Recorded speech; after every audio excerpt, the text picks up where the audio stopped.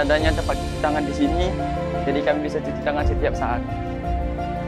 Kami senang adanya tempat mencuci tangan, karena ketika kita mencuci tangan lebih dekat dimanapun, di asrama ataupun di sekolah. Ketika kita mencuci tangan, kita tidak perlu menjauh ke kamar mandi karena kita sudah ada tempat pencucian tangan.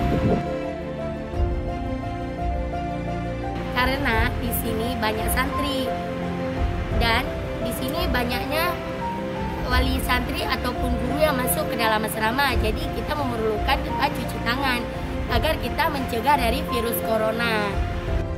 Nah, jadi di pesantren ini banyak santri.